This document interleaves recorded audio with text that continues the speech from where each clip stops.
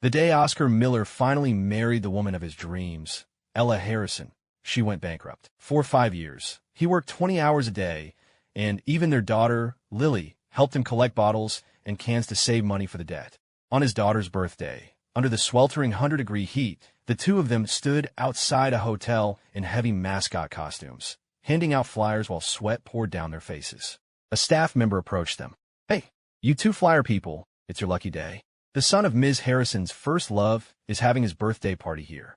The kid loves characters from that popular animated movie, so if you two go in there and dance in those costumes, there's $10,000 in it for you." For the sake of that fortune, they entered the magnificent, glittering ballroom. But the moment he looked up, Oscar felt like he'd been struck by lightning. The elegant, distinguished woman sitting at the head table was impossibly Ella. She looked just as she had in the old days, the center of everyone's universe, her slender fingers wrapped around a champagne flute as she listened intently to the man beside her, a softness in her eyes he had never seen before. He grabbed the staffer's arm. "The Ms. Harrison you're talking about, is that Ella Harrison? But she's bankrupt, isn't she?" "Bankrupt? What are you talking about?" The man looked at him like he was an idiot. "Ms. Harrison is the richest woman in the country." A chill shot through Oscar, as if he'd been plunged into ice water. "Ella," Ethan Sullivan said with a smile, "it's so generous of you to throw such a huge party for my son. But today is your daughter's birthday too. Shouldn't we celebrate them together?" Ella slowly raised a hand to straighten Ethan's tie, her voice full of affection. "That's not necessary. I told you, Ethan, all my money is for you and you alone. I always keep my promises." The music suddenly blared, and the staffer shoved him forward. "What are you standing there for? Dance." Oscar bit his lip so hard he tasted blood. He began to move mechanically in the heavy costume, and through the mesh visor, he saw that his daughter had frozen too. Lily was so smart. She must have recognized her mother's voice. "Nice moves." Ethan's son, Leo, suddenly grabbed a wad of cash and threw it at them, the bills showering down. "Ha ha, this is so much fun." Ella and Ethan exchanged a fond smile, their eyes full of indulgence. The sight struck Oscar like another bolt of lightning. 5 years. 5 whole years.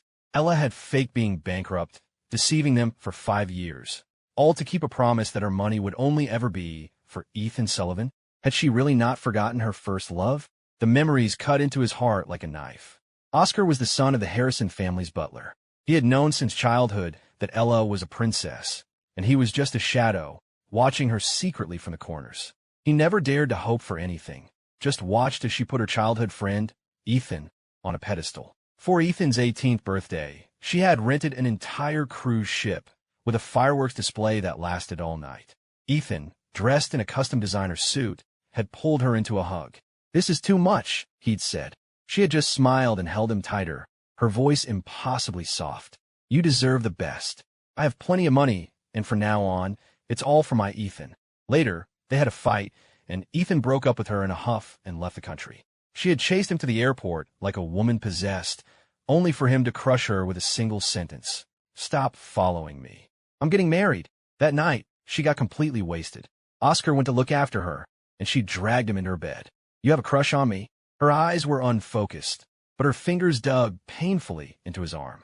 Oscar opened his mouth, but no sound came out. She let out a scornful laugh. "Fine, I'll marry you. You can help me forget him." He was so foolishly in love that his heart hammered as he agreed.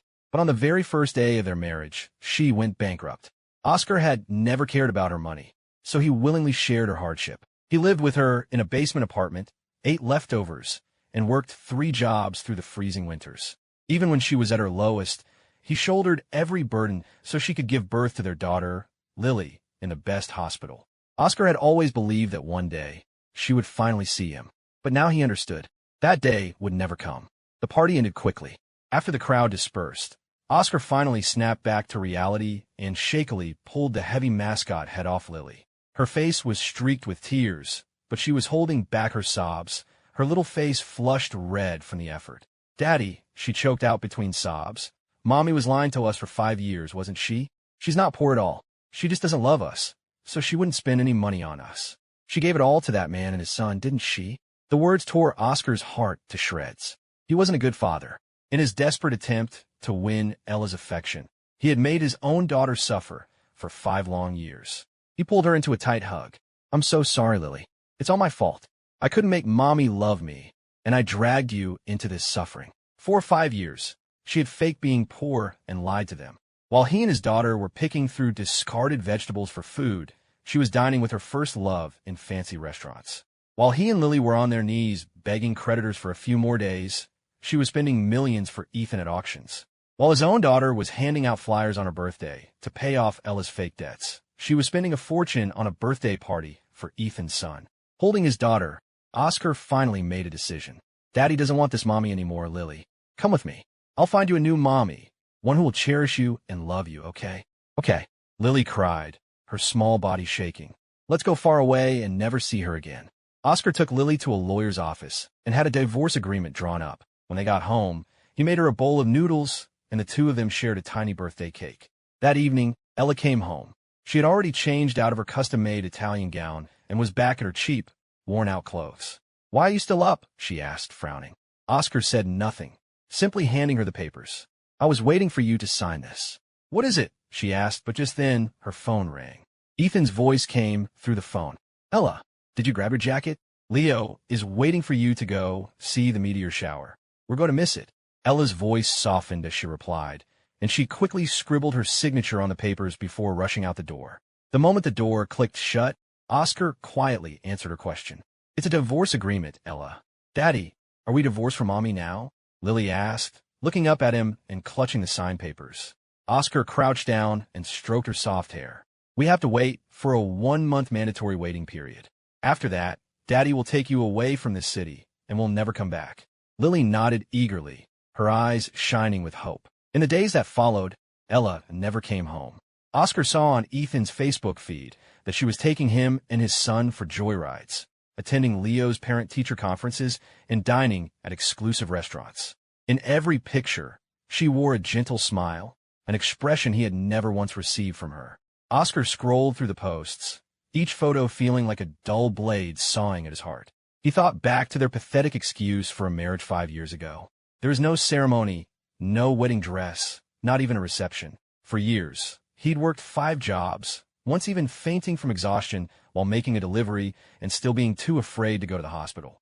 And Lily, ever since she could walk, had been by his side collecting cans and passing out flyers, all to help her bankrupt mother. How utterly laughable. Ella returned a little over a week later. The moment she opened the door, her first words were, "Get her ready. I'm taking Lily out for a bit." Oscar was stunned. She had explicitly said all her money was for Ethan. Why the sudden change of heart? Why would she want to take Lily out? That's not necessary. He refused instinctively.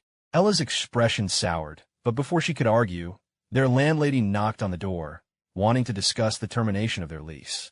Ella frowned. Why are we moving out? Not wanting her to know he was leaving for good, Oscar just said, I felt like a change of scenery. Ella didn't press the issue, assuming he thought the $800 monthly rent was too steep. She nodded. Go talk to her outside. I'll watch Lily. Oscar hesitated, but she was Lily's biological mother, after all. He agreed. The landlady was a kind woman and pulled him into the hallway. Oscar, you've been here for so many years. If money's tight, I can knock $100 off the rent. How about that? That's very kind of you, Oscar said, shaking his head. But I'm getting a divorce. I'll be leaving New York soon. The landlady stared at him, shocked. What? A divorce? Was it your idea or hers? She paused, then answered her own question. It must have been her. You love her so much, there's no way you would ever leave her. Oscar looked down, a bitter taste in his mouth. So even a stranger could see how much he had loved her. Seeing his silence, the landlady backed off. Well, if you made up your mind, then that's that. As he turned to leave, she added, Don't be too sad. She'll regret losing you one day. When Oscar came back, the apartment was empty. He was surprised and tried calling Ella's phone, but it went straight to voicemail. After the 30th unanswered call, a knot of dread tightened in his chest. He bolted out the door, frantically asking neighbors if they'd seen her. Finally, the corner store owner told him, Your wife? Yeah, she left with the kid in a car. Said they were going to the hospital. The hospital? A cold dread washed over Oscar. He stumbled his way to the nearest one and found her voice coming from outside an operating room. The tissue match was perfect, Ella was saying. Leo will be fine after the surgery.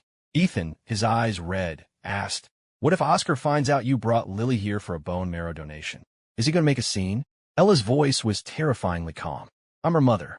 My signature on the consent form is legally binding. All he can do is cry and scream about it. She paused, her tone turning to ice. The procedure has already started. I won't let him get in the way of saving Leo. Oscar stood frozen at the end of the hall, the blood turning to ice in his veins. So that's why she'd come back. For Lily's bone marrow. Her offer to take Lily out was a lie to get her onto an operating table. She would actually risk her own daughter's life to save Ethan's son. He couldn't hold back any longer.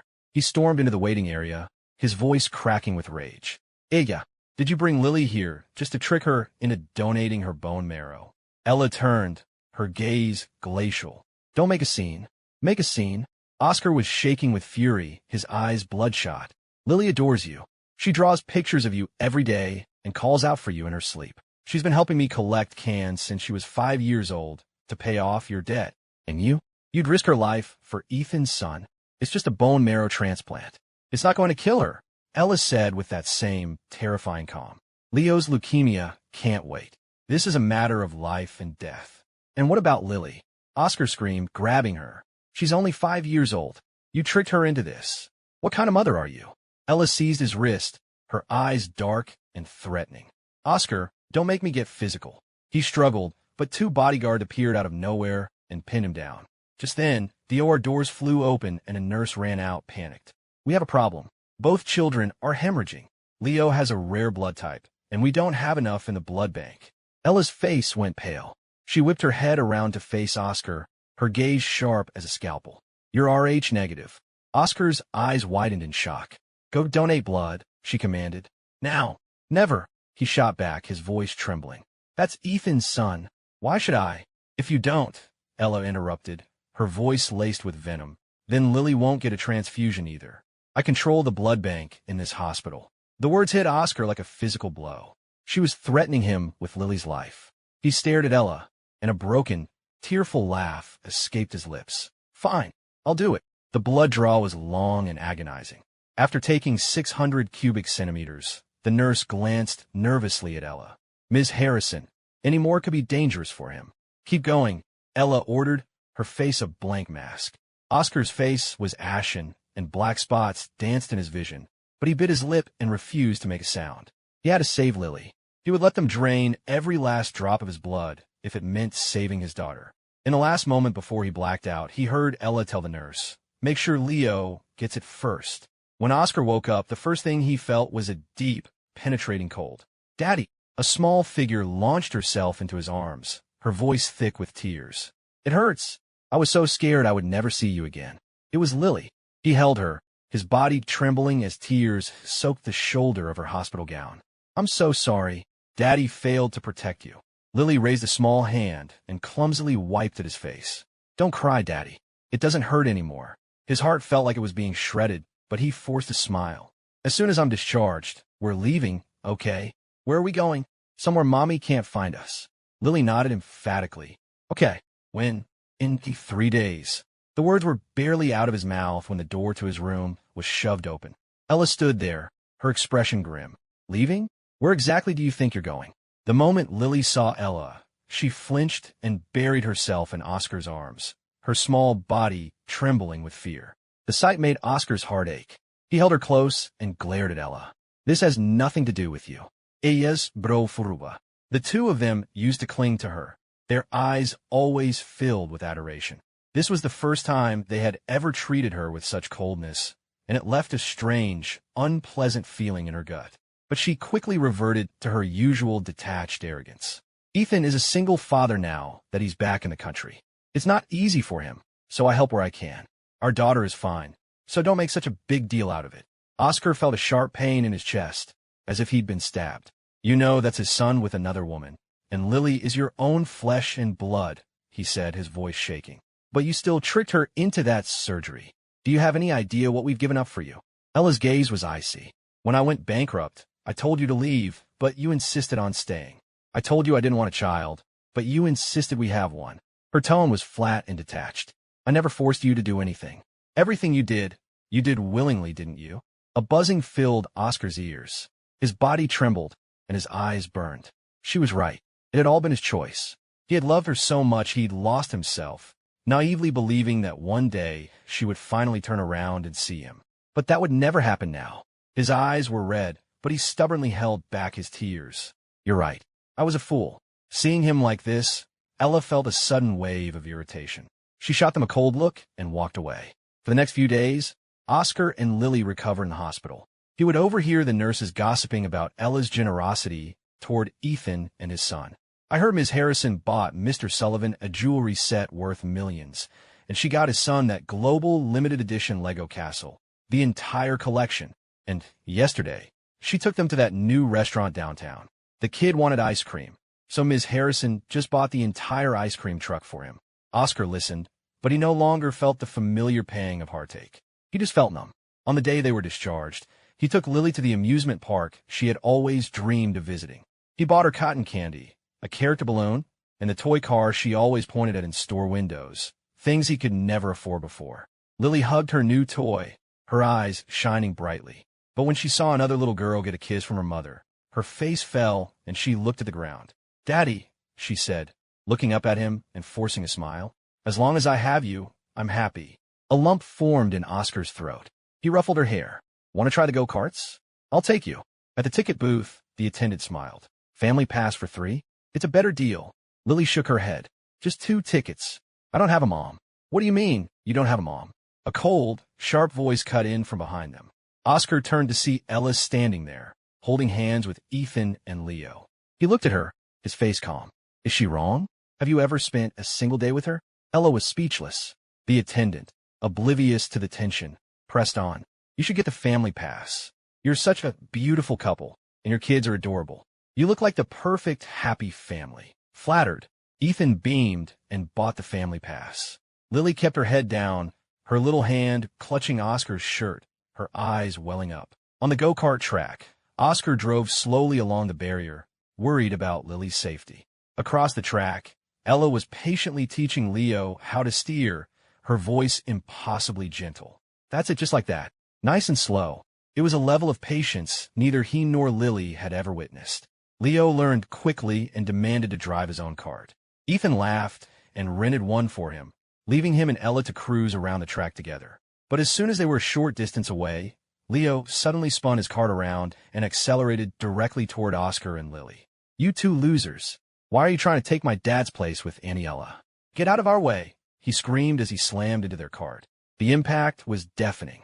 At the moment of impact, Oscar instinctively shielded Lily, but the force sent them careening into the track wall. Blood poured from a gash on Oscar's forehead, and Lily had a cut just above her eye, crying out in pain. Leo, who only had a small scrape, immediately started screaming. Daddy, Auntie, they hit me. When Ella and Ethan rushed over, they found Leo wailing dramatically, while Oscar trembled, holding a bleeding Lily in his arms. Oscar, Ella's eyes went cold. Are you insane? Bullying a child? Ethan scooped Leo into his arms, his own eyes red with accusation. How could you do that to him? He's only 5 years old. Oscar pressed his hand to the gash above Lily's eye, blood seeping through his fingers. He did it on purpose. He tried to hurt us. A 5-year-old tried to hurt you. Ella let out a laugh of pure fury. Do you hear how ridiculous you sound? Lily's face was pale from the pain, blood dripping steadily from the wound. Oscar had no time to argue. He scooped her up. Get out of my way. I'm taking her to the hospital. But Ella grabbed his arm and gave a cold command to her bodyguards. Stop him. Ella. Oscar's voice was raw. Lily is bleeding. Apologize, she said, looking down at him, her tone leaving no room for argument. You scared Leo. I did nothing wrong, he snarled, his eyes burning. He did it on purr. Apologize, or you're not going anywhere. Ella cut him off, her gaze like ice. Or would you rather Lily apologize for you? A tremor ran through Oscar. In his arms, Lily was growing faint from the pain, her small hand weakly tugging at his shirt. Daddy, it hurts so much. The tears he'd been holding back finally streamed down his face. I'm sorry, he forced out through gritted teeth, his voice shaking. I was wrong.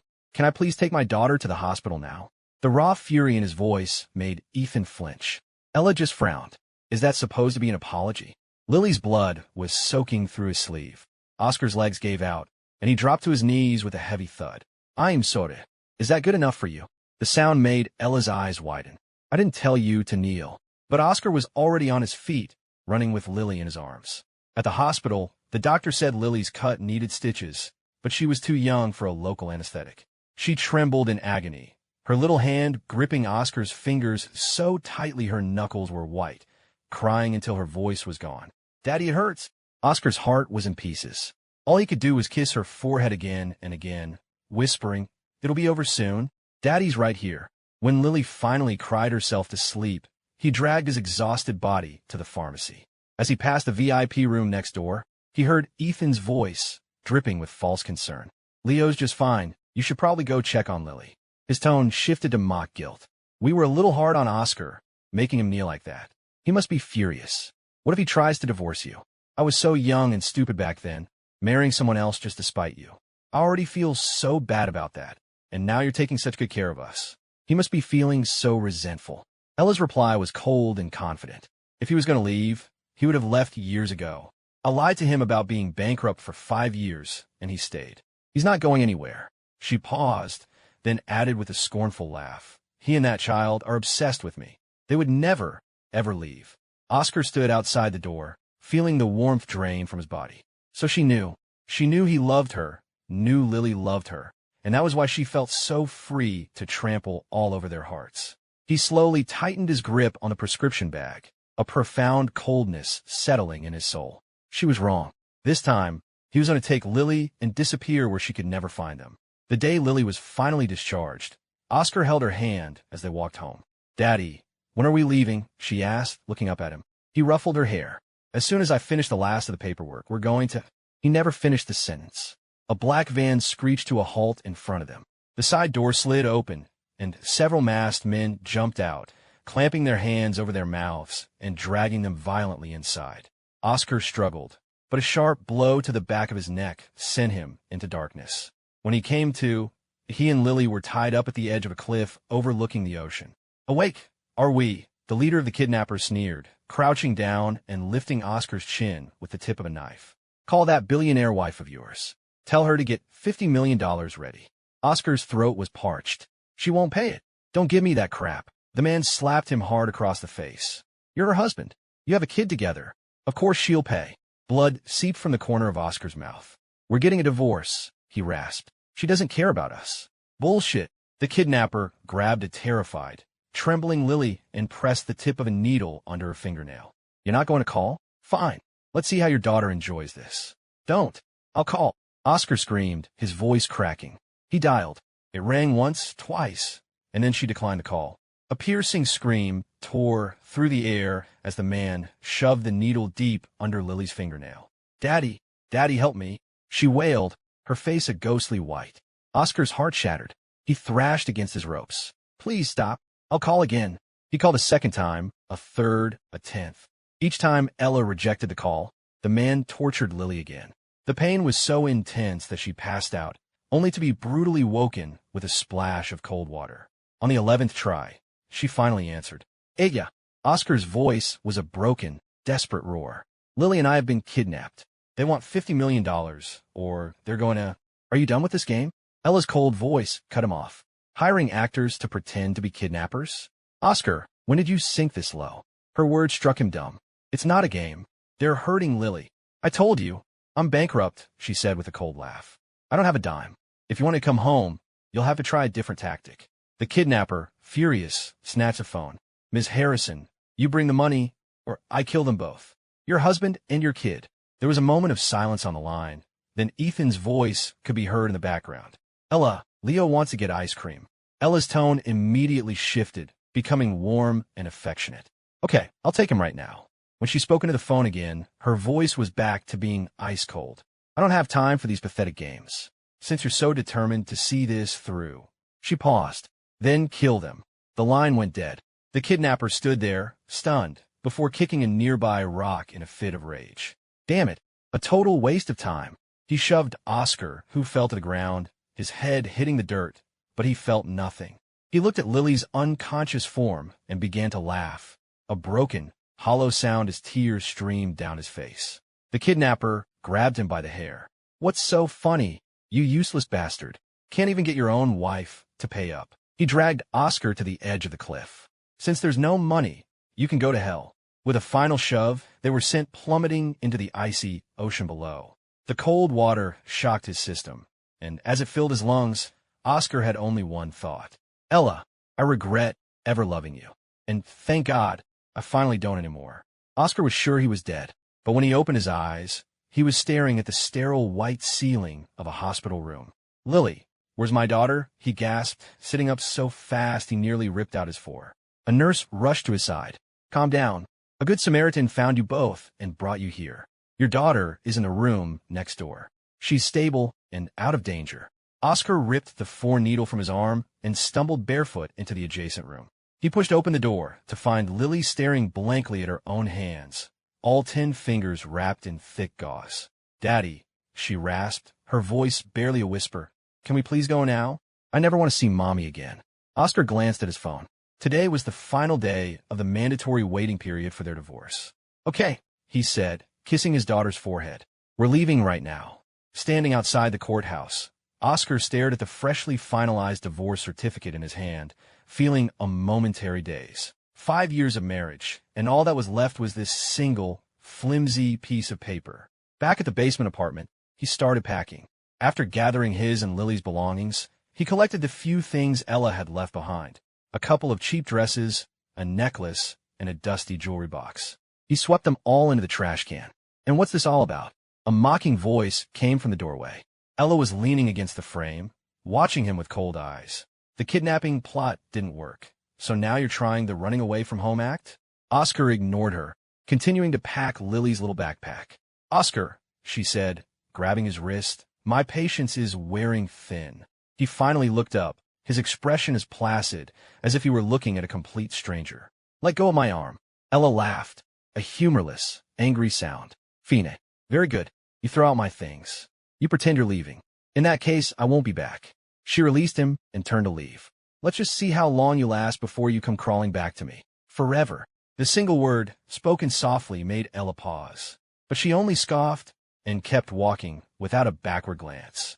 The idea of Oscar leaving her was the most ridiculous joke she had ever heard. Everyone knew how much he and his daughter adored her. What she didn't know was that the moment she was gone, Oscar placed the divorce certificate on the table, took Lily's hand, and walked out of that apartment for the last time. In the waiting area at Grand Central Terminal, Lily whispered, Daddy, where are we going? Oscar stroked her hair. To a place where Mommy can't find us. The boarding call for their train was announced. He took one last look at the city he had called home for 25 years. Then, holding Lily's hand, he walked toward the platform and never looked back. They settled into their seats on the train, Lily quietly hugging her little backpack. Daddy, where are we really going? She asked, her small face filled with confusion. Oscar squeezed her hand. Lily, I'm taking you to see Grandma and Grandpa. Grandma and Grandpa? Lily's head drooped. Will they want us? Or will they not want us, like Mommy? The mention of her mother sent a pang of guilt through Oscar's heart. He pulled her into a hug. Lily, Grandma, and Grandpa aren't like Mommy. Trust me, I'm going to give you a much better life. After a long 10-hour ride, they finally arrived at their destination, his hometown of Columbus, Ohio. Oscar held a sleeping Lily as he rode the city bus, the familiar sights of Columbus flashing by the window and stirring up childhood memories. Home, he thought to himself. Years ago, he had ignored his parents' vehement objections to be with Ella, stubbornly marrying her anyway. He remembered his mother's rare, furious outburst over the phone. Oscar, if you marry that woman, we are cutting you off. His father had tried to reason with him. Oscar, please give this up. Ella already has someone else in her heart. You'll only get hurt. I'm about to retire. Why don't you come back home to Columbus with me and build a life here? But he had been stubborn, refusing their pleas. He had thought that if he just stayed by her side long enough, he could melt her icy heart and make her finally see him. He never imagined that she was incapable of loving anyone but Ethan, so much so that she would risk her own child's life for his. Ella, Oscar whispered, holding Lily tighter. He would never, ever forgive her. Mommy, Lily murmured in her sleep, her lips barely moving. Oscar's heart ached. Lily was so young, but she was far more mature than other kids her age. The absence of a mother's love had forced her to grow up too fast. He gently smoothed the crease between her eyebrows. Lily, whatever you miss from your mother, I'll give you twice as much. The bus stopped, and Oscar got off with Lily in his arms. He looked up at the familiar neighborhood, squinting in the sun. Mom, Dad, I'm home. A group of seniors were playing cards on a park bench, and a few of them, friends of his parents, came over to greet him. "Oscar, honey, did you bring your little one to visit her grandparents?" One of the women asked with a warm smile, looking at a sleepy Lily. "Oh, she's just as cute as a button. I've moved back for good, Mrs. Gable," Oscar replied, his head slightly bowed. "For good?" She looked surprised, and for a moment Oscar braced himself for more questions, but she just clapped her hands together happily. "That's wonderful news. Your parents never stop talking about you, you know." One of the men at the card table chimed in. "That's right. Your dad is always going on about you and his precious granddaughter. And your mom, her bark is worse than her bite. She acts tough, but she misses you both like crazy." A warmth he hadn't felt in years spread through Oscar's chest. There were people who actually thought about him and Lily. Their life with Ella had been so incredibly hard. Thank God they were finally home. Standing at his parents' front door, Oscar's heart pounded with anxiety. His mother's threat to disown him echoed in his mind. "Daddy, why aren't you knocking?" Lily asked, looking up at him. "Doesn't Grandma want to see us?" "It's just been a long time, sweetie," Oscar said, squeezing her hand. He took a breath and hesitantly knocked. "Who is it?" The familiar voice from inside made his eyes instantly burn with unshed tears. "Mom." His mother opened the door, her eyes immediately filling with tears at the sight of him and Lily. "Grandma," Lily cried out, throwing her arms around her grandmother's legs and looking up with a beaming, joyful face. "Oh my goodness, you must be Lily." His mother was instantly smitten, scooping up her granddaughter and covering her with kisses. "Mom," Oscar said again, his voice soft. His mother didn't look at him, just carried Lily into the living room. After a few steps, she called back over her shoulder, a hint of her old frustration in her voice. "Well, what are you waiting for? Get in here before the neighbors think I'm leaving you out on the porch." Lily waved happily. "Daddy, come on." Oscar smiled and stepped inside, carrying Lily's little backpack. He automatically went to the shoe closet to change, and when he opened it, he saw his old slippers sitting right at the front, as if waiting for him. "Mom," he choked out, the tears finally threatening to fall. "Daddy, what's wrong?" Seeing his distress, Lily wriggled out of her grandmother's arms and ran to hug his legs. "It's nothing, sweetie. Daddy's just really happy." Seeing them, his mother's stern facade finally crumbled, and she sighed. "Oscar, now that you're back, you and Lily are staying here. Your father went to the market, but if he knew you were here, he'd probably run back to buy more fish." "Fish? Daddy loves fish." Lily cheered, her face alight with a huge smile. "Grandma, you're the best." "Oh, you sweet girl." His mother scooped her up for another round of kisses. "How would you like to have a sleepover with Grandma tonight?" "Okay." Lily giggled, snuggling into her grandmother's arms. "I love Grandma." Oscar watched them, a genuine smile finally reaching his face as he wiped his eyes. "Daddy's smiling. You look so handsome when you smile, Daddy." Lily clapped, but her happy expression quickly turned sad. Daddy never smiled back in New York. He was always getting hurt. "What did you say?" A voice, tight with suppressed rage, came from the doorway. They all turned to see Oscar's father standing there, grocery bags in hand, his eyes wide with fury. "That Ella Harrison. I serve her father faithfully for 40 years, and she dares to treat my son this way." Oscar's heart clenched. He knew his father still kept in touch with Ella's father, but after the nightmare of the last 5 years, he wanted nothing more to do with the Harrison family. "Grandpa," Lily's cheerful voice broke the tension. "Well, look at you. My precious granddaughter, we've been waiting so long to see you." His father dropped the groceries, swept Lily into his arms, and examined her from every angle. "She looks just like me. A real beauty." Oscar caught the exasperated look on his mother's face and had to stifle a laugh. "Come on, Lily. Grandpa's taking you to the market to buy some fish. And some big ribs." His father was beaming. "You just tell Grandpa whatever you want to eat, and I'll make it for you. You're the best, Grandpa." Lily squealed, hugging his neck as the two of them headed happily out the door. Oscar watched them go, a genuine smile on his face and warmth filling his chest. "Oscar, it's good to have you home," his mother said, turning her head to hide her emotion. "I always told you that girl was trouble, but you're back now. Just stay here with us." Oscar hugged his mother from behind, and she finally broke down, her voice thick with tears. "Oh, my sweet boy, you've suffered so much." She patted his back, repeating, "It's just good to have you home. So good to have you home." A little while later, his father returned carrying several large grocery bags, with Lily skipping behind him, her hands full of treats. She held up a candy apple for Oscar to see. "Daddy, look what Grandpa bought me." Seeing the pure, happy smile on Lily's face for the first time in years, Oscar felt his eyes burn as he nodded and smiled back. For lunch, his father cooked a feast. Lily helped set the table, chattering excitedly. "Daddy, Grandpa is amazing. He cooks like a magician." His father, holding a serving spoon, puffed out his chest with pride. "That's right. Whatever our Lily wants, Grandpa can magically whip it up." The family sat around the dinner table together for the first time in years.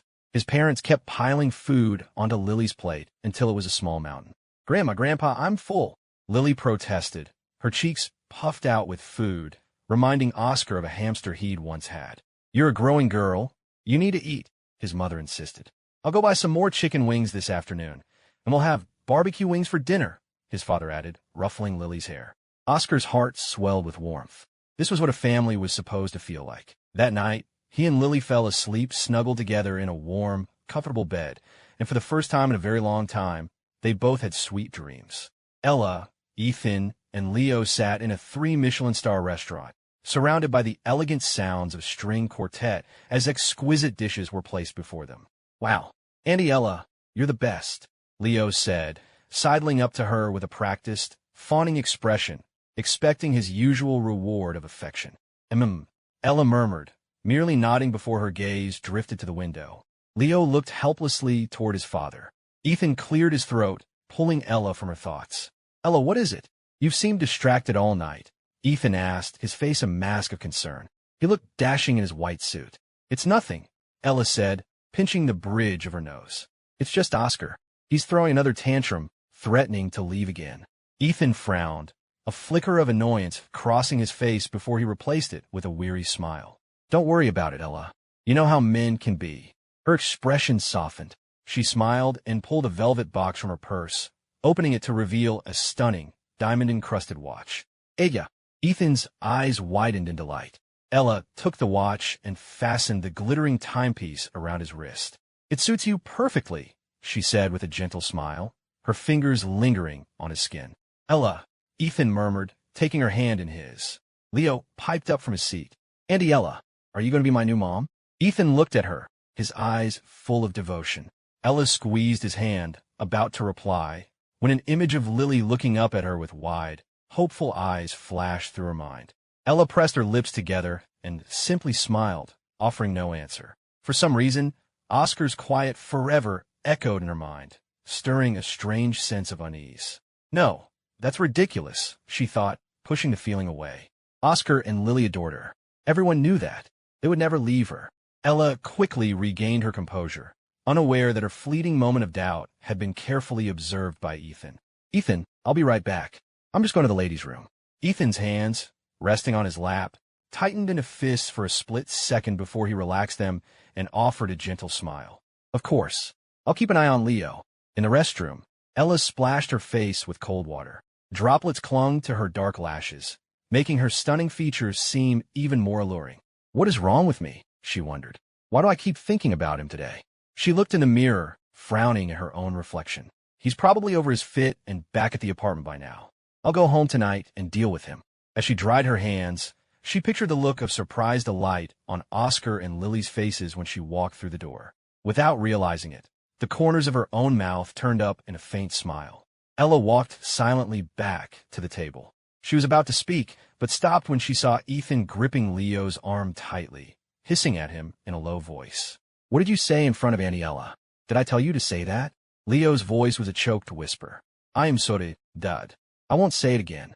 If I don't end up with her, you won't have a roof over your head. Do you understand me?" "Ethan." Ella's voice was quiet. Leo flinched and quickly pulled his sleeve down, hiding a dark bruise on his arm. "Ella, what did you get back?" Ethan asked, a flicker of panic in his eyes. Ella suppressed the questions rising within her and kept her voice even. "Just now." "Oh, okay. Good," Ethan said, visibly relaxing. "Ethan, I need to head out early tonight. I'll have my driver take you and Leo home." She picked up her coat, but before she could put it on, Leo ran over and hugged her around the waist. "Auntie Ella, please don't go," he pleaded, looking up at her. "I want you to come over and play at our house." "Is it something urgent, Ella?" Ethan added smoothly. "Why don't you come over to our place for a while?" Seeing both of their pleading faces, Ella found herself agreeing. Yes, Dad. Leo flashed a victory sign at Ethan. Ella looked at the two of them, so seemingly adorable, and smiled. She could deal with Oscar and Lily tomorrow. It would be easy enough to smooth things over. She took Ethan's hand, and the three of them left together. The city lights blurred past the car window as they sped through the night, soon arriving at the Sullivan residence. "Come on in, Ella," Ethan said, smoothly taking her coat as she removed it. Leo bounced ahead of them up the stairs. "Auntie ella, my grandparents aren't home tonight, so you can have a sleepover with my dad." Ethan's ears turned red, and he feigned annoyance. "What are you talking about, you little rascal?" Leo just made a face at him before disappearing into his room and shutting the door. "Kids these days," Ethan said with an embarrassed laugh, putting an arm around Ella's shoulders. "Ella, I'm just gonna hop in the shower. Wait for me," Ethan said with a wink before heading into the bathroom. Ella watched him go, whispering to herself, "Ethan, is the man I see before me the real you? If he was the real Ethan, then who was that man in the restaurant, gripping his son's arm with such cruel disdain?" Her thoughts, unbidden, drifted back to Oscar, that simple, gullible man who had just offered a small, reassuring smile when she told him she was bankrupt. "Ella, don't they say that as long as you have your health, you can always rebuild? You focus on the business. I'll take care of everything at home," Oscar had said with a smile that showed his charmingly crooked canines. Later, her assistant had informed her that he was secretly working 5 different jobs, even collecting scrap metal on the side, just to bring in a little more money. When she heard, she hadn't felt a shred of pity, only contempt. Whenever she came home, feigning exhaustion, Oscar would always have a hot meal waiting on the table, sitting there patiently for her. "Oscar." A strange feeling stirred in Ella's chest. She reached for her phone, about to open iMessage, when the bathroom door clicked open. "Ella, come here," Ethan's voice, slick with the sound of running water, called from the bathroom. She quickly put her phone away and walked toward the sound. "What is it?" she asked, leaning against the doorframe. The sound of the shower was starting to irritate her. "Look," Ethan said. He stood there wrapped loosely in a towel, the scent of soap and steam filling the air around him. The towel dropped to the floor. Water droplets traced paths down his muscular chest. "Ethan," Ella breathed, her face flushing as she quickly turned away. Fresh from his shower, Ethan's skin was hot to the touch as he wrapped his arms around her from behind. Ella's back was pressed against his damp, muscular chest, and his hot breath on her neck sent a shiver of heat through her. "You did this on purpose, didn't you?" she murmured, her voice low and husky. "Invited me over. For this." Her throaty voice sent a jolt through him. He swept her up into his arms, his breathing already heavy. "Tonight, can we? Tonight, I'll make an exception," Ella whispered, wrapping her arms around his neck. Ethan immediately carried her toward the bedroom. The door slammed shut, and soon the room was filled with the sounds of their passion, which echoed for a long time before finally fading into silence. Feeling pleased, Ella rinsed off in the shower. As she lathered soap onto her arm, her hand suddenly froze. Later, wrapped in a silk robe, she quietly pushed open the door to Leo's room. The boy was sound asleep. She studied his face, a soft look in her eyes. He looked so much like Ethan. On an impulse, Ella gently rolled up the sleeve of his pajamas. Her eyes widened in shock. A deep, ugly bruise stained the skin of his upper arm. She stared at it, disbelieving. She hadn't been mistaken. Ethan really had grabbed Leo that hard in the restaurant. Forcing herself to remain calm, Ella silently pulled the sleeve back down and slipped out of the room. What was going on? She thought he adored his son. When Ethan had first come back to the country, she hadn't wanted to forgive him for cruelly abandoning her to marry someone else. But then he had shown up at her office with Leo, apologizing, and seeing him struggling as a single father, her heart had softened. She had forgiven him, especially because Leo was the spitting image of a young Ethan, and she found herself genuinely caring for the boy. Ethan had often used the excuse Leo misses his Auntie Ella to see her, and slowly, their old flame had rekindled. In the process, she had completely forgotten about Oscar and her own daughter, pouring all of her time and affection into Ethan and Leo. She had even started to wish, deep down, that Leo was her child with Ethan, that they could be a real family. But the dark bruise on the boy's arm sent a tremor through the foundation of that fantasy, threatening to bring it all crashing down. "What in the world is going on?" Ella whispered, leaning weakly against the wall and closing her eyes. "Ethan, who are you?" "I'm heading out, Mom," Oscar said, dressed in a crisp suit, checking and rechecking the resumes in his briefcase. Daddy, Grandma, and Grandpa are taking me to the zoo today. Lily launched herself into his arms. Thanks to her grandparents' constant feeding, her cheeks had filled out with adorable baby fat, and her bright eyes sparkled. You be good for them, sweetie. I'll be back tonight, Oscar said, kissing her forehead. Good luck, Daddy, she called out, watching him leave and silently cheering him on.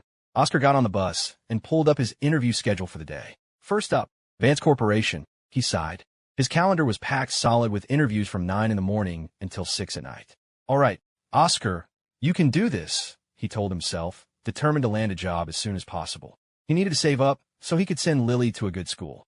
Oscar followed the river of commuters to the entrance of the Vance Corporation Tower. The building was magnificent, silhouetted against the morning sun. A discreet black Bentley pulled up to the curb, and a woman with an unmistakable air of authority stepped out, dressed in a sharp pencil skirt and stylish glasses that gave her a cool, intellectual look. The women standing near Oscar began whispering excitedly. Oh my God, that's Victoria Vance. I can't believe we're seeing her in person. I took this job just hoping I'd get to meet her one day. I know, right? She's brilliant, gorgeous, and a billionaire.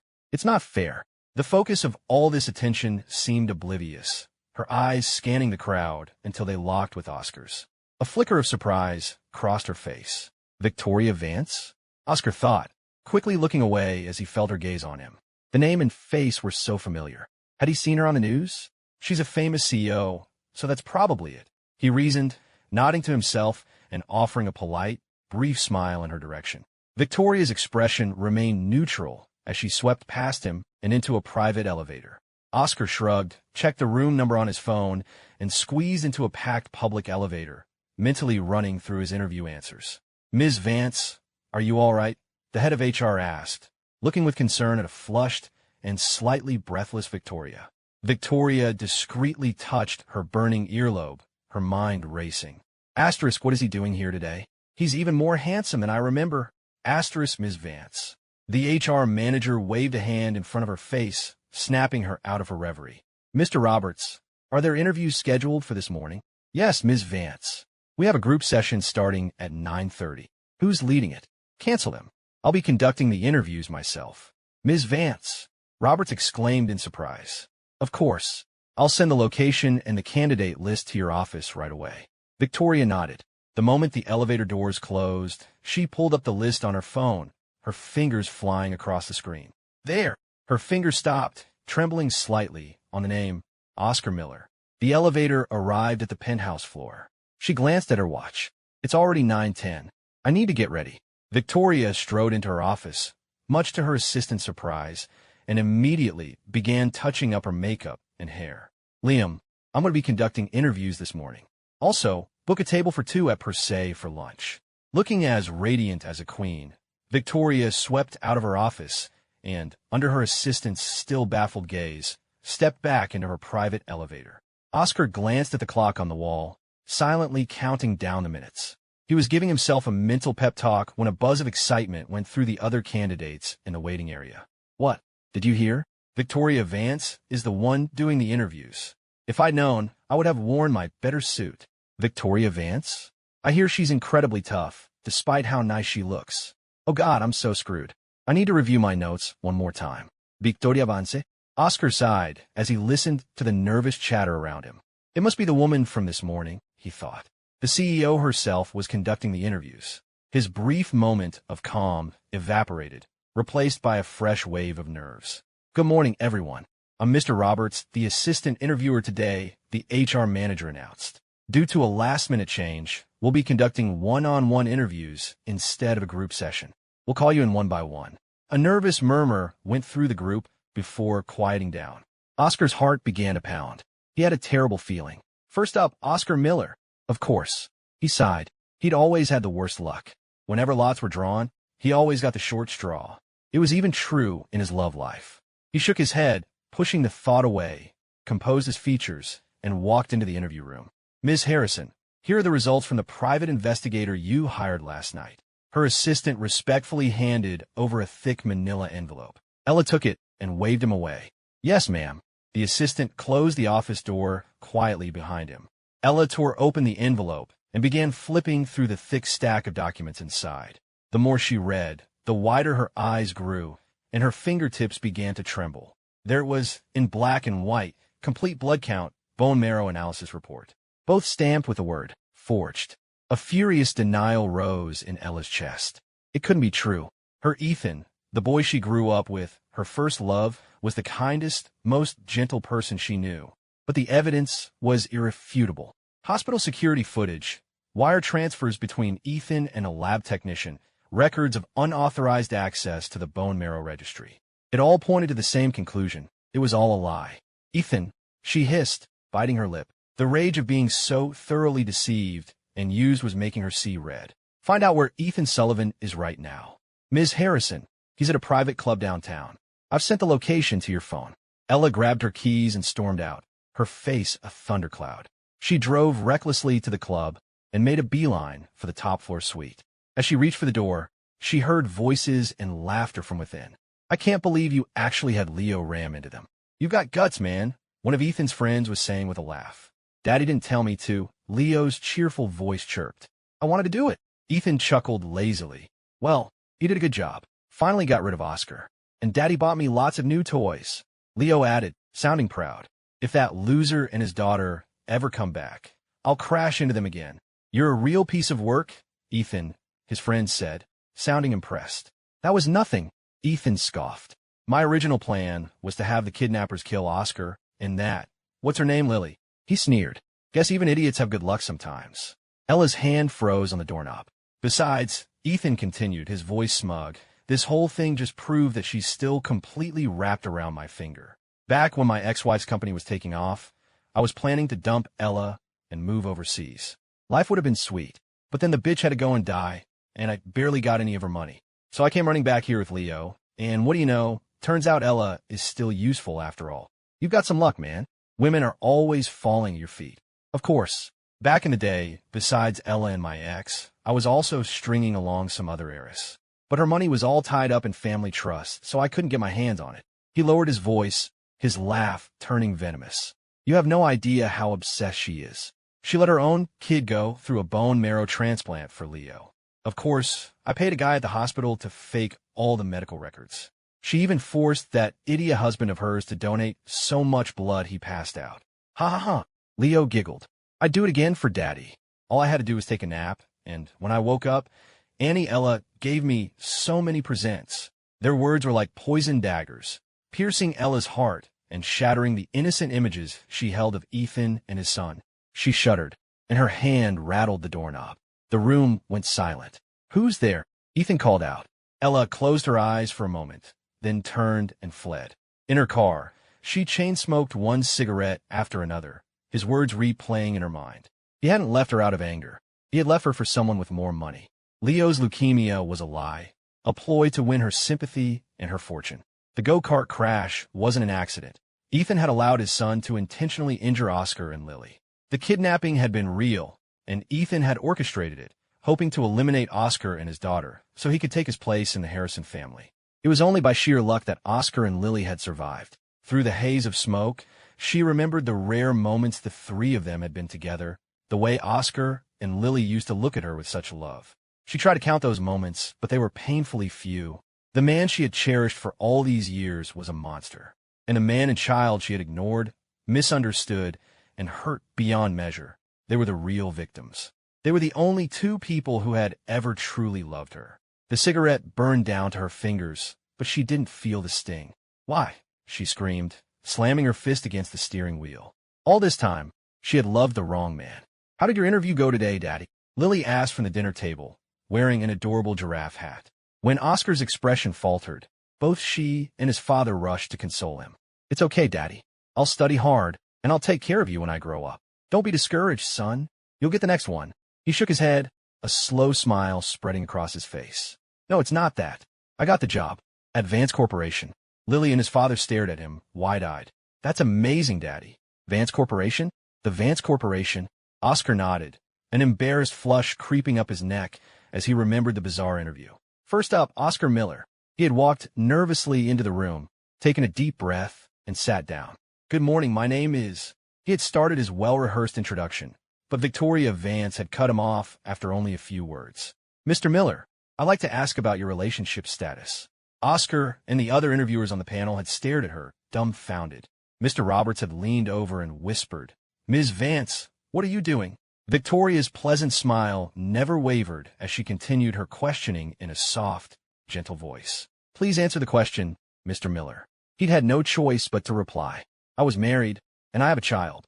"Are you divorced?" she had pressed, her eyes fixed on him. "How old is the child?" It felt more like a blind date than a job interview. Oscar had managed an awkward smile. "The divorce is final. My daughter is 5. "I see," Victoria had said with a nod. "Next question, Mr. Miller. Do you like Italian food?" Oscar snapped out of his reverie and shook his head. No, he definitely wasn't going to tell them about that part. Seeing the looks of awe on Lily's and his father's faces, Oscar quickly changed the subject. "I hear the benefits at Vance are excellent. I should be able to start saving a lot more." "Vance Corporation?" his mother asked, carrying a steaming tureen of soup to the table. "You too, come help me with this. It's scalding." Lily and his father rushed to help her place the heavy pot on the table. "You know, I had a former student who works there. Her name was Victoria Vance.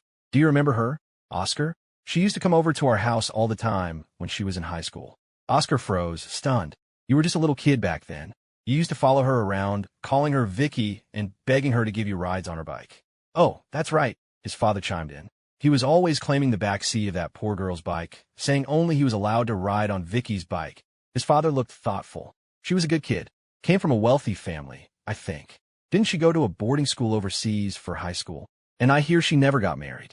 She's back in the country now. You know, Oscar, maybe you should give her a call. What if you two hit it off?" His mother pulled out an old address book and put on her reading glasses. Lily piped up, "Are you going to give me a new mommy, Daddy? As long as she's nice to you. But I have to approve her first." Oscar watched the three of them bustling about and put his head in his hands. "Mom, Dad, please stop. The gap between Victoria Vance and me is astronomical. It's impossible." "What gap?" "I wasn't aware of any gap," a clear, musical voice said from the doorway. All four of them turned to see Victoria standing there, holding 2 large gift boxes and a massive bouquet of roses. "Mrs. Miller, I came to see you and your husband," she said, walking in as if she'd been there 1,000 times. "You should keep this door locked. It's not as safe as it used to be." Oscar thought to himself, "You're probably the most dangerous thing to walk through that door all day. And you must be Lily. I'm sorry I didn't bring you a present, sweetie. How about I take you on a shopping spree tomorrow?"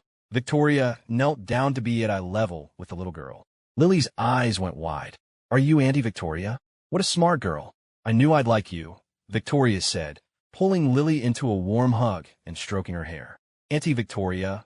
Lily asked, her head popping out from the hug. "Are you trying to date my daddy?" Oscar's parents stared, their gazes darting between a stunned Oscar and a beaming Victoria. "How did you guess?" Victoria laughed, gently pinching Lily's rosy cheek. "The way you look at my daddy is different," Lily said with the solemnity of a judge, causing Oscar's ears to turn bright red. The Harrison family was hosting a lavish party. The entire estate had been transformed to resemble a Baroque palace, with priceless art and statues dotting the grounds, and white peacocks strutting elegantly across the manicured lawns. Every important person in New York was in attendance, all because Ella had let it be known that she would be making a major announcement. From a second-floor balcony, Ella watched the guests mingle below, her expression grim. Ethan arrived with Leo, surrounded by his entourage of friends. "My God, look at this place," one of them whistled. "This is Harrison money for you. A party this big? She's definitely going to propose to you tonight," a friend teased. Leo overheard and started cheering. "Yay, I'm going to be a Harrison." Ethan lifted his chin, basking in the fawning attention. What else could this major announcement be other than a proposal? That little slip-up with Leo had almost ruined things, but he'd recovered nicely. The results spoke for themselves. The thought made him puff up with pride. "I wonder what kind of ring she'll get me. I can't wait to see it." Just then, a butler's voice boomed, announcing Ms. Ella Harrison. The classical music abruptly ceased. The head butler made a grand gesture, and the entire staff of maids and footmen bowed in unison. The sheer scale of the display was breathtaking. Ella appeared at the top of the grand spiral staircase, wearing a stunning, custom Italian mermaid gown. The light from the crystal chandelier above caught her face, making her look impossibly, ethereally beautiful. A murmur of appreciation went through the male guests.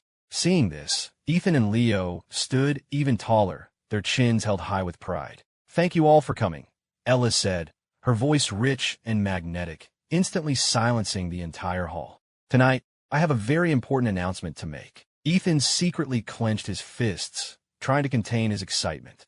Leo was so thrilled he was practically bouncing off the walls. He ran right up to Ella and hugged her legs. "I know what it is. Auntie Ella is going to propose to my daddy. She's going to be my new mom." Ethan smiled, adjusted his cuffs, and began to walk toward her with practiced nonchalance. But Ella merely shot the pair a look of cold contempt. "Butler, send the video." A moment later, a chorus of notification chimes filled the room as every guest received a text message. As they began to watch, a murmur spread through the crowd, and all eyes turned to Ethan, their expressions shifting to shock and disgust. "What's going on?" Ethan fumbled for his phone and clicked the link in the text. The screen filled with images of the forged medical reports. When a split-screen video appeared, showing Leo in one operating room and Lily in another, Ethan dropped his phone and fell to his knees at Ella's feet. "Ella, what are you doing? You're destroying me." Leo, seeing the hostile glares from the adults around him, also dropped to his knees. He didn't understand what was happening, but he knew it had something to do with the video and something bad he and his dad had done. "Ella, don't you love me anymore?" Ethan pleaded. "Look at Leo. You adore him. Are you really going to ruin his life?" At this cue, Leo began to wail, clinging to her leg. "Auntie Ella, please no." Ella looked down at their performance with utter disgust and kicked her leg out, sending Leo sprawling. "Look at the fine son you've raised, Ethan. A liar and a cheat before he's even 10. And he thought he was going to be a Harrison." She turned away from them. "Neither of you will ever set foot in this house again." Bodyguards moved in, grabbing the father and son. When Ethan realized he couldn't fight them off, he started screaming. "Ella, you think you're so innocent in all this? You're the one who pretended to be bankrupt. You're the one who signed consent forms. You're the one who ordered the hospital to drain him of his blood. None of this would have been possible without you." A vicious grin spread across his face. "Let's let everyone know what our beloved billionaire has been up to." She faked bankruptcy and let her loving husband and child work themselves to the bone, collecting cans to survive. She harvested her own daughter's bone marrow. She had her husband's blood drawn until he passed out. All eyes in the room turned to Ella, whose face was ashen as she began to tremble. "She refused to let them get medical treatment after my son injured them. And when they were kidnapped, she refused to pay the ransom. The great Ella Harrison, so rich she could buy this city, wouldn't even pay a few $1,000,000 to save her family. She told the kidnappers to just kill them. It's pathetic. Get him out of here." Ella roared, gesturing furiously to the guards. The room was filled with shocked whispers. She could already imagine the headlines tomorrow, could already see the Harrison Corporation's stock price plummeting. Ella clenched her fists, her heart a maelstrom of fury, and for the first time, a deep, gnawing guilt. Ethan had never loved her. He had only ever loved her money. But Oscar? What about Oscar and Lily, who had loved her even when they thought she had nothing? She had taken that love and torn it to bloody shreds with her own hands. Ella jumped into her sports car and floored it, the speedometer climbing past 120 miles per hour. Her knuckles were white on the steering wheel, her mind consumed with thoughts of Oscar and Lily. "Oscar," she whispered to the empty car, "I'll make it up to you. I'll love you right this time." Her supercar was wildly out of place in the rundown neighborhood, drawing stares from everyone on the street. Ella didn't notice. She slammed the car door and ran up the stairs to the apartment, throwing the door open and shouting, "Oscar, Lily." But the handsome, slender man and the bubbly little girl did not appear. The shabby apartment was eerily silent, the only sound the echo of her own voice. "Lily, Lily, Mommy's home." She threw open every door in a panic, but the apartment was empty. "Is he still angry with me?" she wondered, pulling out her phone. She opened her iMessage conversation with Oscar and saw their last exchange was from 2 weeks ago. A wave of guilt washed over her. She had planned to come back sooner. She had figured he'd have cooled down, and she would graciously allow him to apologize. But 2 weeks had passed with complete silence. But that was fine. She was ready to forgive him now, to finally accept him and the child. She would give them everything, including the love they so desperately craved. She typed a message. "Oscar, are you still angry?" She typed the words, confident that the moment he saw them, he would melt. She hit send. A red exclamation point appeared next to her message, with the words "not delivered." "He blocked me." A profound sense of unease began to creep in. No, That's impossible. She quickly tried calling him, but the call wouldn't go through. He had blocked her number too. It dawned on her with a sickening lurch that all she had was his iMessage and his phone number. She knew nothing else about him. She had no friends in common, no idea where his family lived. She had no way to find him. She frantically searched the tiny apartment, but everything connected to him and Lily was gone. All their clothes, their toothbrushes, Lily's small toys. The place was sterile, empty. It didn't look like anyone had ever lived there at all. Her phone rang. It was the landlady. Ella, is the apartment cleared out? I'm coming by for the final inspection tomorrow. Ma'am, do you know where Oscar and his daughter went? Ella asked, her voice desperate. The woman on the other end sounded surprised. He didn't say, but aren't you two divorced? Why are you asking? Divorce? Ella's hand began to shake. We're not divorced. That's what Oscar told me. I just assumed it was your idea.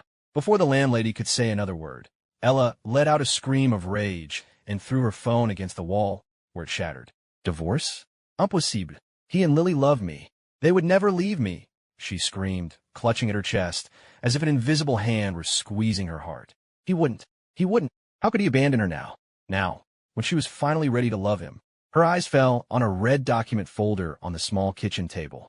With trembling hands, she opened it. The gold-embossed seal of the court blinded her for a second. It was real.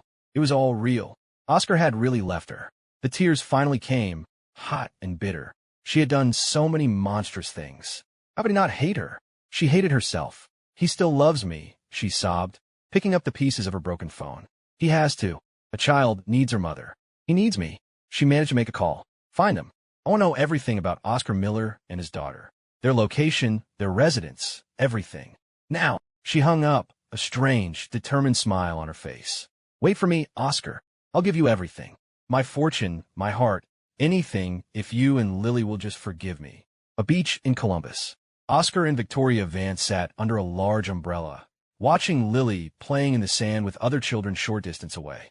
Victoria, thank you, Oscar said, turning from the water to give her a genuine smile. Thank you for everything these past few weeks.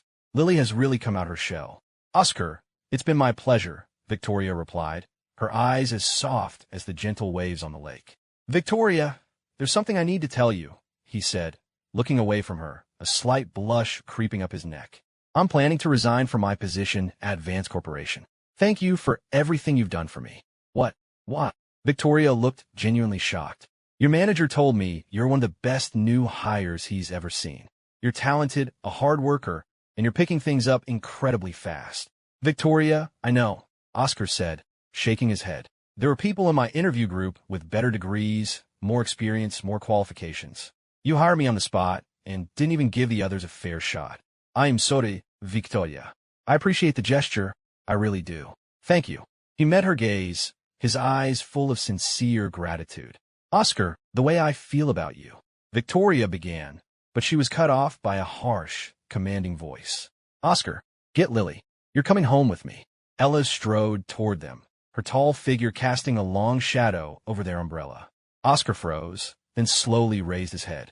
Ella stood before them, looking disheveled and frantic, her hair stuck to her sweaty forehead. Oscar, I was wrong, she rasped, her voice raw. Please, come home with me. His fingers trembled. He bit his lip, forcing himself to stay calm. Ella, what are you doing here? He let out a cold, humorless laugh. Didn't you see the divorce papers? You're free to marry your precious first love now. Ella's breath hitched, and a wave of guilt washed over her face. Oscar, I'm so sorry. He never loved me. He was only after the Harrison money. Her voice was a low, hoarse whisper. Oscar, no one will ever treat me as well as you did. She took a step forward, grabbing his hand. Please, just give me one more chance. I swear I'll devote my entire life to you and Lily.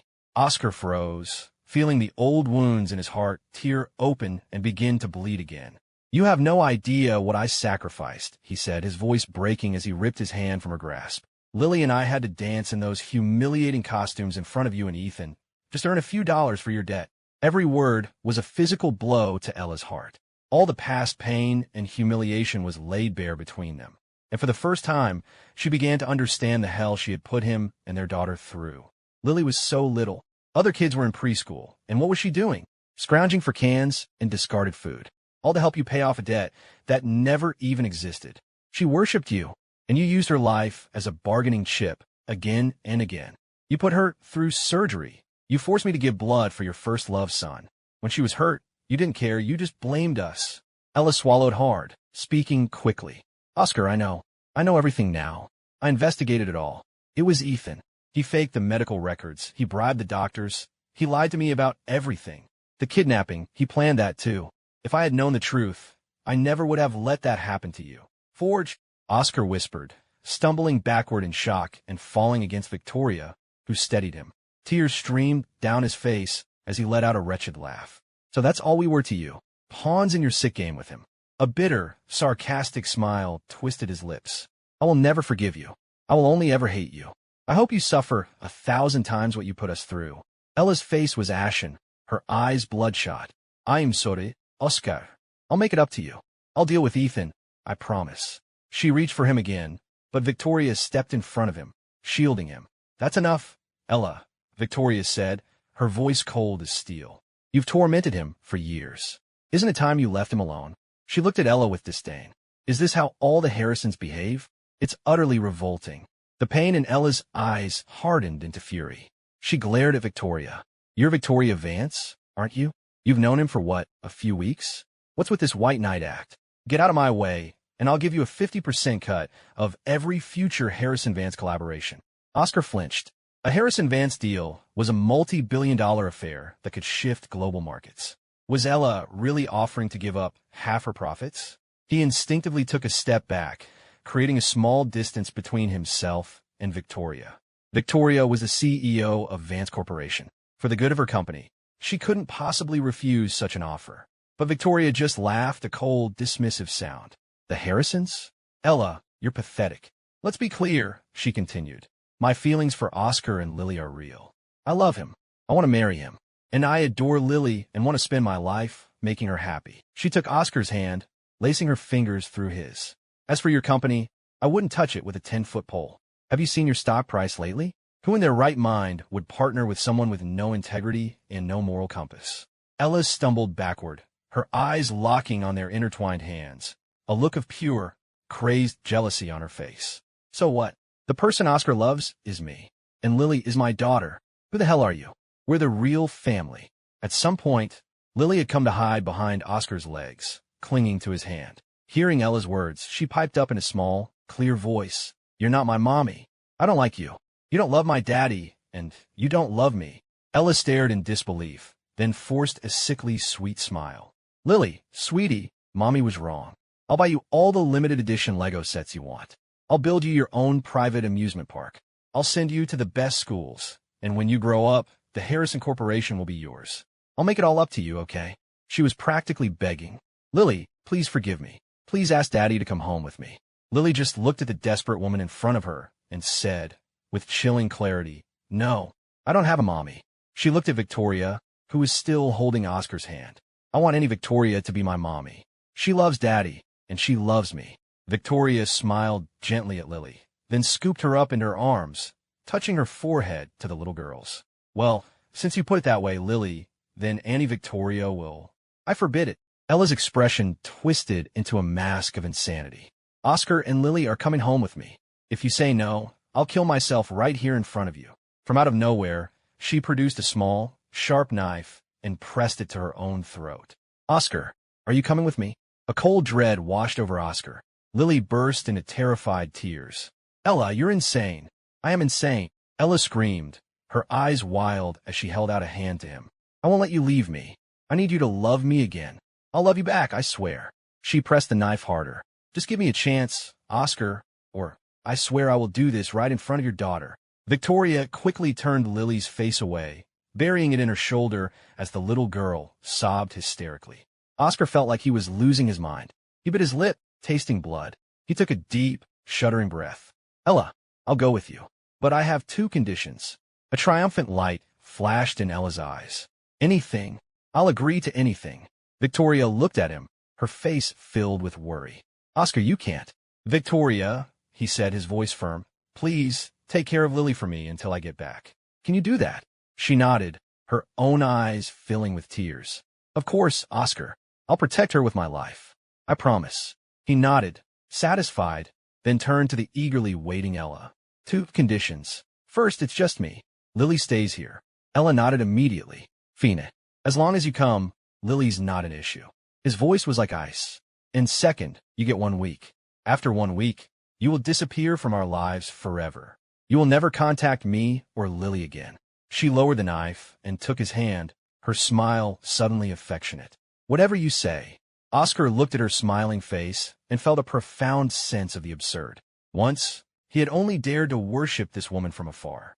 Now, she was on her knees, begging for a love he no longer had to give. Ella pulled him into an eager embrace, whispering, "Trust me, Oscar. I'll make everything right." Oscar followed Ella back to the Harrison estate. Staring at the opulent mansion, all he felt was a deep, chilling cold.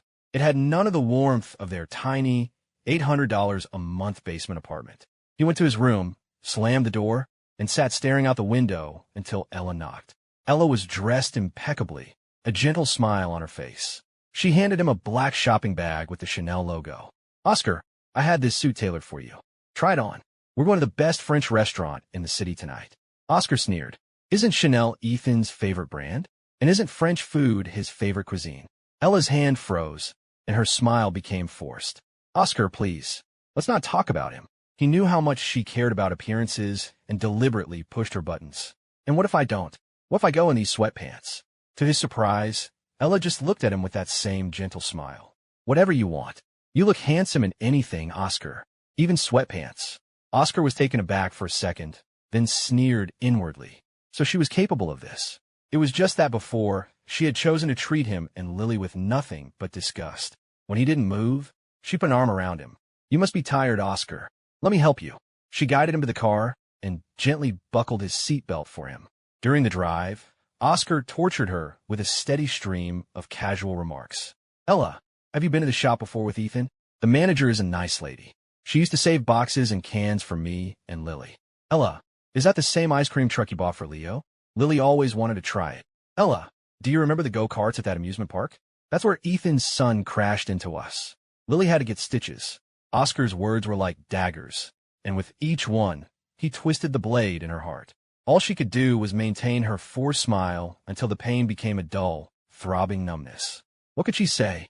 She had done it all. At the restaurant, Ella meticulously cut his lamb chop for him and placed it on his plate. She watched his water glass like a hawk, refilling it herself the moment it was low. The great Ella Harrison, waiting on me hand and foot. I don't know if I can handle the honor. Ella gave a bitter smile. "I told you, I'm going to make it up to you." Oscar raised an eyebrow. "Make it up to me? For what? Do you think you could turn back time? The things you did, the scars you left, they don't just disappear." She leaned over and unfolded his napkin for him. "It's not about making it up to you. It's about paying my debt." She took his hand. "Come on, let's go home.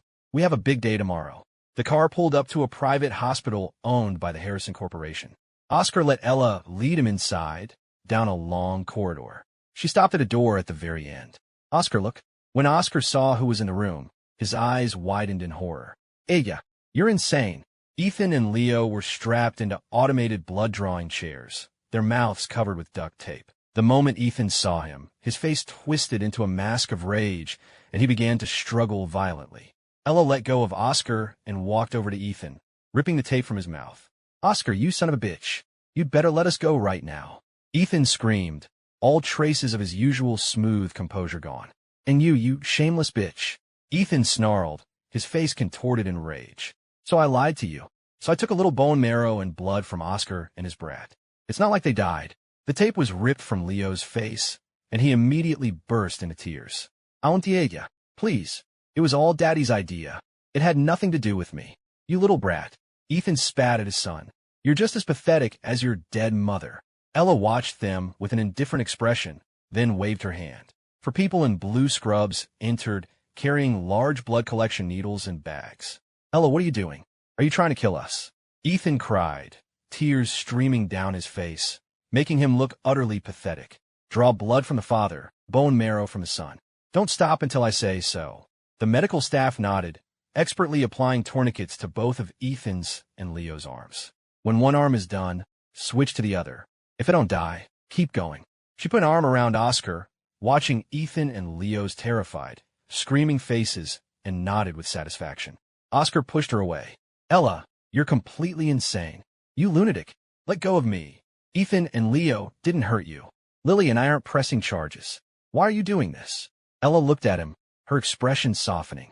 Oscar, I understand. She waved her hand, and the medical staff immediately stopped, removing the needles and expertly bandaging Ethan and Leo. Ella unstrapped Leo, grabbed him by the back of his shirt, and tossed him onto Ethan. She then sat down in the blood-drawing chair Leo had just vacated. Draw from me. The staff exchanged nervous glances, hesitant to approach. Ms. Harrison, are you sure? This is my debt to him, she said. I'm paying Oscar back. Oscar watched, horrified, as the thick needle pierced Ella's vein. The blood bag beside her slowly began to fill.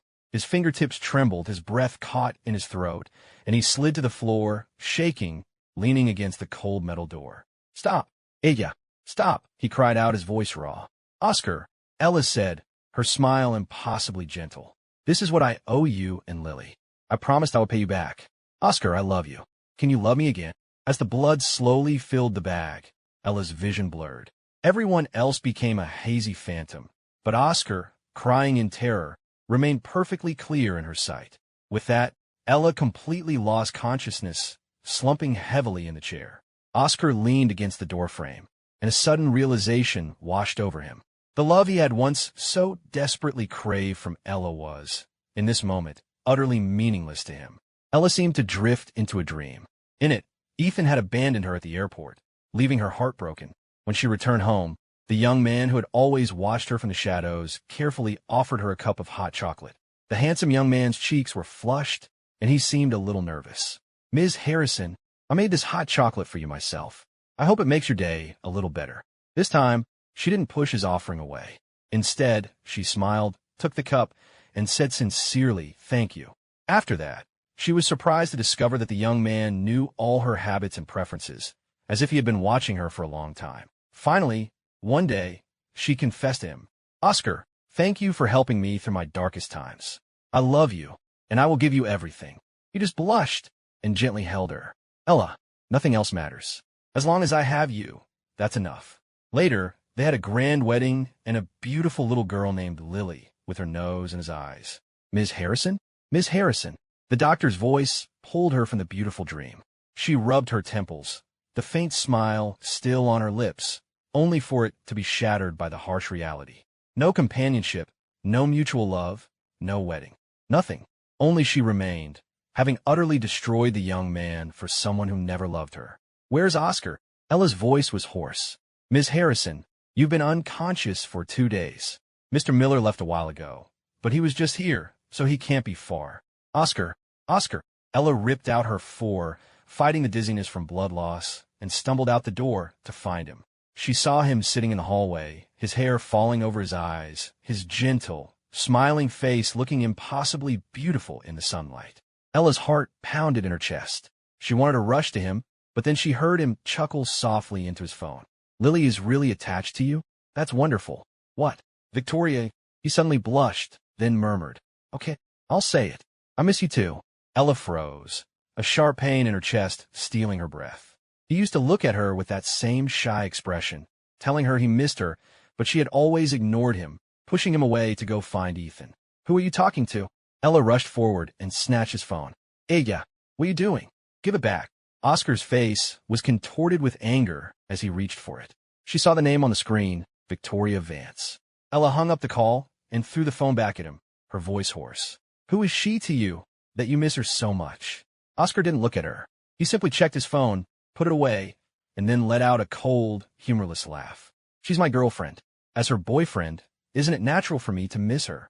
Ella's eyes turned bloodshot, but then he continued. And what are you to me? My ex-wife? Or my enemy? Her face went pale, and her voice trembled. Please, Oscar, don't do this. Oscar stood his ground, refusing to meet her gaze. In his memory, Ella had always been proud, never this broken and desperate. She had shattered herself, all to beg him for one more look. But hadn't he, Oscar, been just as foolish? He had tried to mend her heart, broken by Ethan, only for her to crush his own. Ella, just let me go. No matter what you do, I will never forgive you. Oscar's voice was devoid of emotion. It's not because you hurt me. It's because you hurt Lily. He turned to leave, but she grabbed his wrist. Don't go, she pleaded, her head bowed. You can ask me to die. Just don't abandon me like this. Ella tried to force a smile, but it looked more like a grimace. Come on, I have a surprise for you. The sports car sped toward the city's most exclusive bridal boutique. Ella, what are you doing now? Oscar was dragged from the car. No matter how much he resisted, she wouldn't let him go. Oscar, it seems the only way to keep you from running is to keep you close. Oscar felt numb. He simply closed his eyes and ignored her. Several stylists surrounded him, pulling him into a fitting room to try on a suit. The sales associate dramatically pulled back the curtain, revealing Oscar, dressed in a perfectly tailored wedding suit. Ella's eyes lit up. Ella stared for a moment, then smiled and walked toward him. Oscar, you look so handsome. She reached for his hand, intending to place a ring on his finger, but Oscar snatched it away and threw it to the ground. Ella, what is this? She bent down to pick up the ring, her face etched with pain. Oscar, didn't you always want a wedding with me? I'm giving it to you now.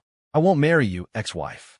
He bit out the last two words, ignoring Ella's crestfallen expression, and turned to go back into the fitting room to change. Oscar, Ella cried, suddenly wrapping her arms around him, holding him in a vice-like grip. No matter how much he struggled, she wouldn't let go. Please, Oscar, if I could just go back. Her voice was hoarse, the light in her eyes dimming. Ella, there are no if-onlys and no futures. Oscar cut her off, turning his head away. That's fine. If you won't go willingly, I'll drag you to the church myself. Ella tightened her grip around his waist, as if clinging to her last hope. They arrived at the church. Oscar refused to go inside, but Ella pulled him in anyway. Ella, I won't marry you. I don't want a wedding with you. In the empty chapel, Oscar's voice was hoarse, his face etched with exhaustion. He had had enough. Ella, I don't want to be near you anymore. Not for another second. I stopped loving you a long time ago. Forcing me to stay will only make me miserable. Just let me go. Forget 7 days. I've had enough right now. Ella forced a smile. Her face, framed by the white wedding gown, was a picture of beauty. She walked toward him, step by step, holding a bouquet of pink roses, and pulled a diamond ring from her pocket. Oscar, she said, her voice low and steady. Do you remember that time we passed a jewelry store, and you pointed to this exact ring in the window and said, "How beautiful." Oscar remembered. But back then, he had been fooled into believing she was bankrupt and deeply in debt. He had simply sighed, picked up a discarded bottle from the street, and walked away. So you knew all along, Oscar said, glancing at her. This dress, this ring, they're all Ethan's favorites, aren't they? Give them to him. I don't want them. Oscar, don't mention him in front of me, Ella said, her fists clenched, her throat tight. It's for you, she whispered, her voice barely audible. It's all for you alone. Oscar remained unmoved. He sighed and turned to leave, but she pinned him against a carved marble pillar. Don't go, Oscar. Ella's voice was a terrifying, hoarse whisper. If you leave me, I don't know what I'll do. Daddy, Oscar. The heavy church doors burst open, revealing two figures, one tall, one small, silhouetted against the bright sunlight. Oscar saw them, pushed Ella away, and rushed toward them. Victoria rushed forward, her arms open, and threw herself into Oscar's embrace. Oscar, thank God I wasn't too late. Victoria, thank God you came. Victoria then picked up Lily, and the three of them embraced, a perfect family portrait. The sight stung Ella's eyes. Her eyes were bloodshot, and her voice was raw. Oscar, are you choosing her or me? Ella's face twisted in anguish. Lily, don't you want a mommy anymore? Lily, still clinging to Victoria, cried, Mommy didn't want me first, so I don't want Mommy. Oscar, do you really not care about me at all? She took a few steps back. If you leave, I'll kill myself. Ella roared like a wounded animal. I can't live without you. Oscar shielded Lily and Victoria behind him, signaling Victoria to take Lily and leave. Oscar, Victoria whispered, squeezing his hand. Trust me, I'll come back for you both. Victoria remained silent for a long moment. Then, respecting his decision, she released his hand. Oscar, Lily and I will be waiting for you outside. We'll go home together. Oscar nodded, a faint smile on his face. Yes, we'll go home together. Ella's face was a mask of pain. She tossed the diamond ring and the bouquet of pink roses aside. The petals scattered across the floor, a broken, desolate sight. Oscar, she whispered, pulling a small, ornate dagger from her pocket and pressing it to her wrist. The blade bit into her skin, drawing a thin line of blood. Tell me the truth, Oscar. Is there truly nothing left in your heart for me? Oscar, I was born into the powerful Harrison family. Money, to me, is as common as paper. I have so much of it. Ella looked up, her eyes filled with an unbearable pain. So many people flocked around me, flattered me, swore they loved me. But it was always for the Harrison name, the Harrison fortune, never for me. Oscar took a few steps back. So what? Oscar, do you know why I loved Ethan as if he were my own brother? Because he once saved my life. When I was kidnapped as a child, he stepped forward and offered his life for mine. Ella gave a bitter laugh. When my family rescued us, I asked him why he did it, and he said it was because he loved me. I believed him. A boy willing to sacrifice his life for his first love. How romantic. How sweet. What does that have to do with me? Oscar roared. Are you out of your mind? Oscar, I only found out recently, after I had him investigated, that the kidnapping was just a ploy by the Sullivan family to gain influence with the Harrisons. Oscar paused, then let out a cold laugh. Well, you two certainly make a perfect pair, always playing dangerous games with people's lives. But when you loved Ethan, couldn't you have risked your own life instead of mine and Lily's? I'm sorry, Oscar, Ella sobbed, tears streaming down her face. I was blind. I loved the wrong person. I was so foolish, trading the lives of those who truly loved me for a fleeting, imaginary affection. I even ignored your and Lily's pleas for help. It's all my fault. I never imagined he was capable of such things. I hate my own stupidity. I hate that I couldn't tell good from evil. Oscar, only you were different, she pleaded, her eyes earnest. In my entire life, only you truly cared for me, truly liked me, truly loved me. Only you, when I was bankrupt and at my lowest, genuinely stayed by my side and even had a child with me. I swear I will never let you suffer like that again. And I will never lie to you again. Ella took a few steps forward, and as she moved, new streaks of blood appeared on her wrist. Oscar, please, she begged, looking directly into his eyes. I truly can't live without you. Without you, I have nothing left. The blade sliced deeper, and blood welled up, staining her wrist. Oscar, please, will you take me back? I'll learn to love you both. Oscar, don't blame me for being desperate. I truly can't live without you. Please don't go. Ella, Oscar said, watching the blood drip onto the floor, biting his lip. Don't make me hate you. Hate me. That's fine, she said, her smile unnervingly gentle. It's better than forgetting me. You're truly insane, Ella. Yes, I am insane, she said, her gaze almost obsessive. I'm truly insane, and only you can stop my madness. Only you can cure me. They stood there, locked in a tense stalemate, the air thick with unspoken words. After a long silence, Oscar took a deep breath, and under Ella's expectant gaze, slowly, deliberately, he spoke. I refuse. The blade plunged into her flesh, and blood spurted out, but she didn't even flinch. I stopped loving you a long time ago, and I don't care for your so-called compensation. He turned and walked away, his footsteps echoing sharply in the empty church. Cold sweat beaded on Ella's forehead. Already weak from blood loss, she collapsed to her knees, the blood staining the white marble a gruesome red. Oscar, she whispered, her face pale, her voice a mere sigh. You're so cruel. Oscar simply pushed open the heavy church doors, and doctors in white coats, embroidered with the Harrison family crest, rushed in with a stretcher. He walked toward the sunlight, his gaze fixed on the two figures waiting outside the doors. Victoria, holding Lily. Oscar smiled as he walked toward them, each step firm and resolute. From beginning to end, he never looked back. 2 years later, Columbus, Ohio.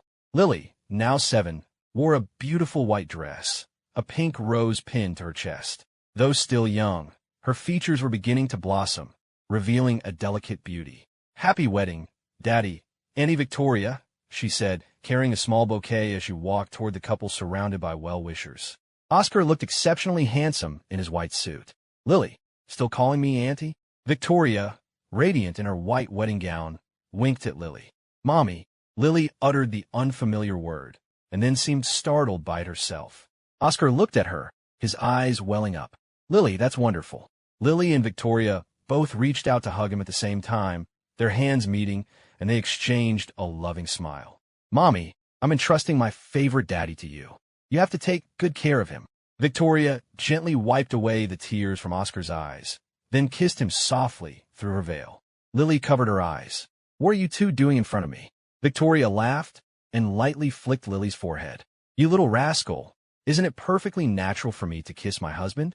Then she knelt down, meeting Lily's gaze just as she had 2 years ago. Don't worry, I'll take good care of your daddy, and I'll take good care of you too. Blessings poured in from all sides. The minister looked at the couple before him and asked, Mr. Oscar Miller, do you take Ms. Victoria Vance to be your lawfully wedded wife, for richer, for poorer? He looked at the gentle-eyed woman before him and softly said, I do. Their lips met, and they embraced in a tender kiss. A shower of rose petals rained down, a romantic blessing for the newlyweds. Sitting in her CEO's office, Ella watched the wedding broadcast on her laptop, then gently closed it.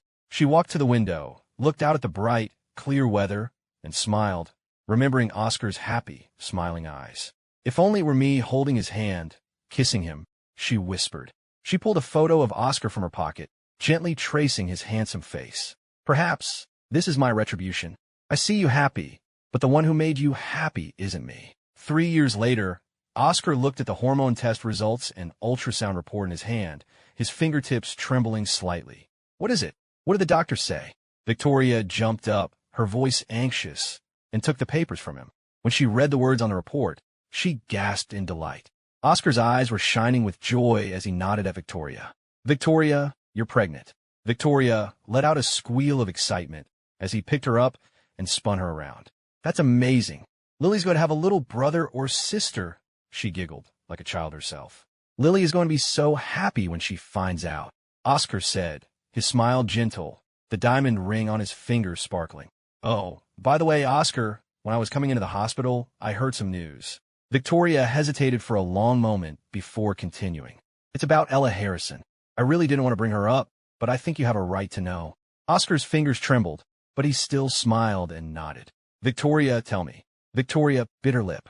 Ella Harrison committed suicide. They say she jumped from the top floor of the Harrison Corporation building. When she hit the ground, she looked at Oscar. It was very gruesome.